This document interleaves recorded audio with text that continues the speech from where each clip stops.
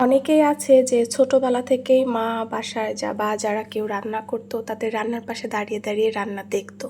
আমি ছিলাম একদম উল্টা। রান্নার ধারে কাছেও যাইতাম না। আম্মু কোনো কিছু রান্নার সময় একটু দিতে বললে সেটাও দিতাম না। আমি পারবো না। মানে রান্নার কোনো কিছুই আমি দেখতাম না। এজন্য আম্মু কীভাবে কী রান্না করতো সেটা আমি কিছুই জানতাম না। তো পড়াশোনার জন্য যখন বাইরে থেকেছি তখন বাধ্য হয়েই আমাকে রান্না শিখতে হচ্ছিল।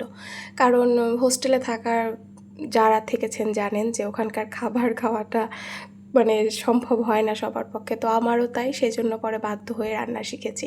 তো ওই আম্মুর কাছে ফোনে শুনতাম বা আমার কিছু ফ্রেন্ড ছিল ওদের কাছ থেকে রান্না শিখেছি। নিশিকা আব্বুর কাছ থেকে আমি অনেক রান্নাই শিখেছি, হাতে কলমে বলা যায়। আরেকজন ছিল রিফা, ও এই চচ্চড়িটা এইভাবে করতো। মানে প্রথমে হচ্ছে সব যে সবজিগুলো থাকে সেগুলো একটু হালকা একটু ভাজা ভাজা বা কষা মতন করে সব গুঁড়া মশলা দিয়ে তারপরে হচ্ছে মাছটা হচ্ছে দিয়ে দিত। তো আজকে এভাবেই চচ্চড়িটা করলাম আমি।